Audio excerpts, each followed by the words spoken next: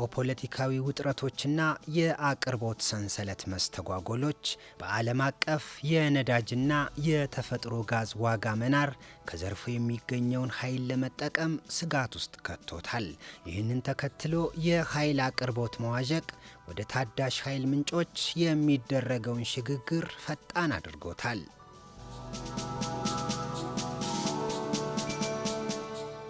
የታዳሽ ኃይል አማራጮችን በስፋት ለመጠቀም ትኩረት ከሰጡ ሀገራት መካከል ኢትዮጵያ አንዷ ናት።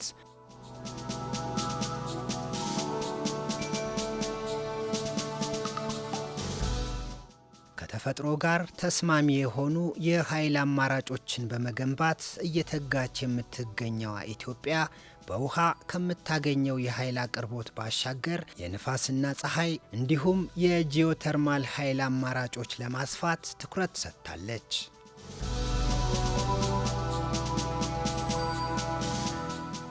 ግንባታው ተጠናቆ ኃይል ወደ ማመንጨት የተሸጋገረው ታላቁ የኢትዮጵያ ህዳሴ ግድብ በሀገሪቱ ከውሃ የሚገኘውን የኤሌክትሪክ ኃይል አቅርቦት አቅም ከእጥፍ በላይ ማሳደግ ተችሏል።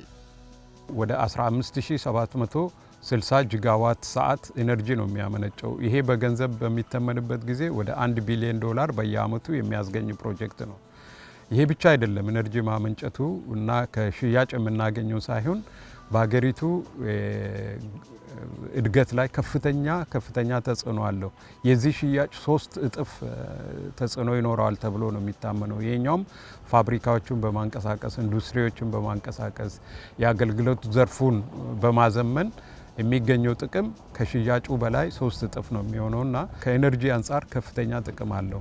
የማመንጨት አቅማችን ከ4462 ወደ 9750 ደርሷል ስንል የተሰሩትን ትልልቅ ስራዎችም በማሳያነት ማንሳት የምንችልበት ነው። የታላቁ የኢትዮጵያ ህዳሴ ግድብ ብቻውን 5150 ሜጋዋት ነው።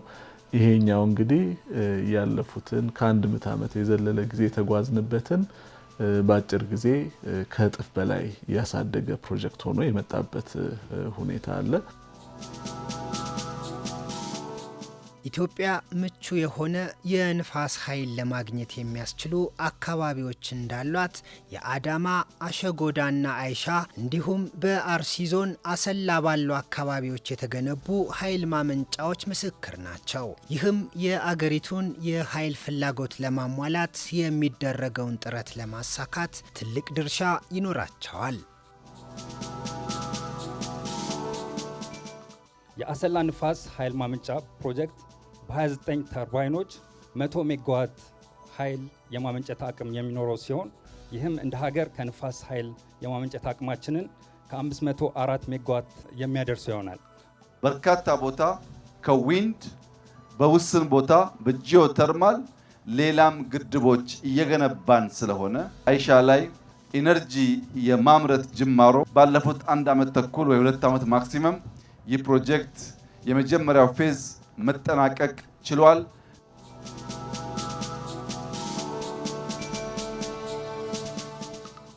ኢትዮጵያ የኃይል አማራጯን ለማስፋት ትኩረት ከሰጠችባቸው ዘርፎች መካከልም የፀሐይ ኃይል ይገኝበታል። ይህ ኃይል አስተማማኝና ለአካባቢ ተስማሚ ከሆኑ አማራጮች መካከል ቀዳሚው ነው። የፀሐይ ኃይልን ወደ ሶላር ኃይል ለመቀየር የሚያስችሉ የሶላር ሴል ምርቶች እየተመረቱ በመሆኑ በዘርፉ እመርታዊ ለውጥ ማምጣት ተችሏል። የመጀመሪያው ዙር ፕላንት የሶላር ሴል ይመረትበት ነው። የሶላር ሴል እያንዳንዷ ሴል ተሰናስላ ነው ፓኔሉ የሚሰራው። ዋናው የሶላር ፓነል ቁልፉ ነገር ሴሉ ነው። ሴሉ እንዳያችሁት እዚህ እየተመረተ ነው ያለው። በጣም ትልቅ ሳይዝ ነው።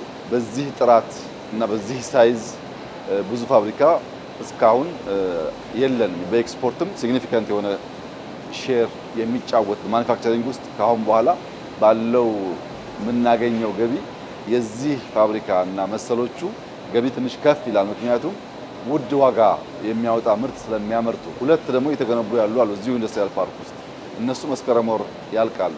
ከመስከረም በኋላ 3 ትላልቅ የሶላር ሴል የሚያመርቱ ፋብሪካዎች በጣም ሞደርን የሆኑ ሐዋሳ ውስጥ አለን ማለት ነው። ድሬዳዋም ተጀምሯል። በቅርቡ ተገንብተው አገልግሎት መስጠት የጀመሩት የሶላር ሴል ማምረቻ ፋብሪካዎች ከሶላር ኃይል ተጠቃሚ ለመሆን ትልቅ ዕድል ይዘው መጥተዋል። በየሰፈሩ ባለ ነገር በተለይ በሶላር እና በዊንድ ብዙ ስራዎች የተሰሩ ይገኛሉ። በትምህርት ቤቶች ላይ፣ በጤና ተቋማት ላይ፣ በየመንደሮች ላይ እነዚህ የተሰሩ ይገኛሉ። ከዚህ ደግሞ ዝቅ ባለ መንገድ በትንሽ ስኬል የሶላር ሆም ሲስተም ይባል ሰዎች ቢያንስ በቤታቸው ደረጃ አሁን በየገጠሩ የምታገኛቸው ሶላር አለች። በየሰዎች በሳር ቤታቸው ቆርቆሮ ላይ የሚያደርጓት ለማብራትም ይሁን ስልክ ቻርጅ ለማድረግም ይሁን ይጠቀሙበታል ማለት ነው።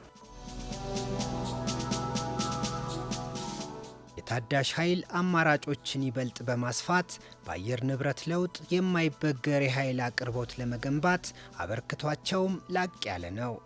እነዚህ ሁሉ የክሊን ኢነርጂ ኢንቨስትመንት በዓለም ደረጃ ለኢትዮጵያ እውቅና ያሰጠ በመሆኑ ኢትዮጵያ በግሪን ሌጋሲ ሪቨሮቿን በማጽዳት በክሊን ኢነርጂ አጠቃላይ ኢንቫይሮንመንት ላይ በምትከተለው ፖሊሲና ባስገኘችው ውጤት ዓለም ስራዋን ሬኮግናይዝ ለማድረግ ዓለም ስራዋን ለማበረታታት ኮፕ ወደ ኢትዮጵያ እንዲመጣ ወስኗል።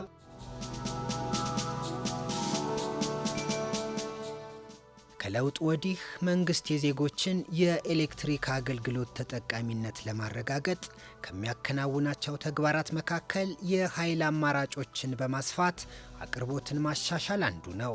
የአንድ ሀገር የኢነርጂ አቅርቦትና ትልቁ ነገር የማመንጨት አቅም ነው። ኢነርጂ ማመንጨት አቅም ትልቁ ድርሻ ይወጣዋል። ስለዚህ ባለፉት ዓመታት ከነበረን በተለይ ህዳሴን ሙሉ በሙሉ ወደ ስራ ካስገባን በኋላ ኦልሞስት እጥፍ በሚባል ደረጃ የማመንጨት አቅማችን አድጓል። ዛሬ ስናይ ወደ 9.6 ጊጋዋት ኃይል የማመንጨት ፖቴንሻል ኢትዮጵያ ፈጥራለች። ከዚህ ውስጥ ትልቁን 1.1 ጊጋዋት የሚሆነው ኃይል ባለፈው 6 ወር ውስጥ እያመነጨ ነው ማለት ነው። ትልቅ ስኬት ነው። ትልቅ ስራ ነው የምናይ።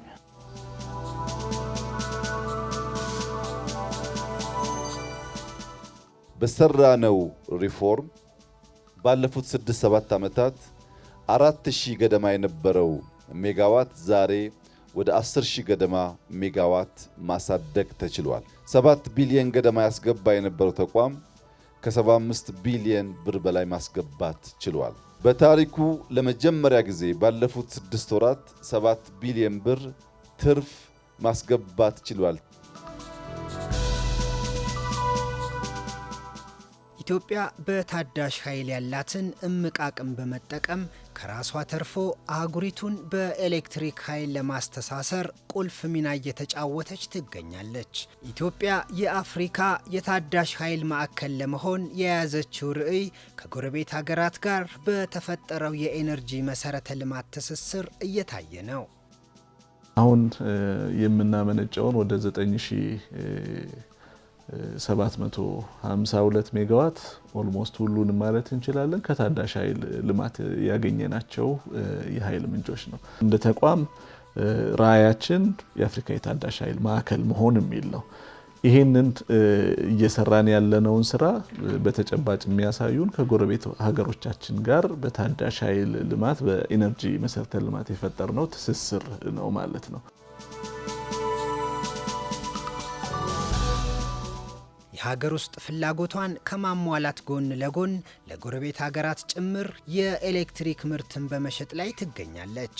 ላብነትም ኬንያ፣ ታንዛኒያ፣ ጅቡቲ፣ ሱዳን፣ ሩዋንዳና ሌሎችም ጎረቤት የአፍሪካ ሀገራት ጭምር ከአገልግሎቱ ተጠቃሚ በማድረግ ከፍተኛ የገቢ ምንጭ እያስገኙ ነው። ቀጠናዊ የኢኮኖሚ ትስስርን በማፋጠንም ለአህጉራዊ የኢኮኖሚ ውህደት መሳለጥ ገንቢ ሚና እየተወጣች ይገኛል። ኢትዮጵያ በድፍን አፍሪካ እንደሚታወቀው ካላት የኢነርጂ ሶርሶች ከሞላ ጎደል ከክሊን ኢነርጂ የሚመረቱ ናቸው። የሚቀጥለውን የአፍሪካን ዘመን እድገት ለማረጋገጥ የሚጣለው መሰረት ከሞላ ጎደል በክሊን ኢነርጂ ላይ ያተኮረ መሆን አለበት ብላ ታምናለች።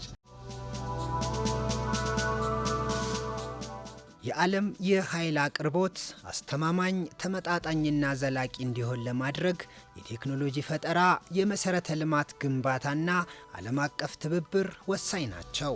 መንግስት የኤሌክትሪክ ኃይሉን ለማስፋት ከባለሀብቶች ጋር እየሰራ ያለው ተግባርና ያስመዘገበው ስኬት ተጠናክሮ ሊቀጥል እንደሚገባ አመላካች ነው።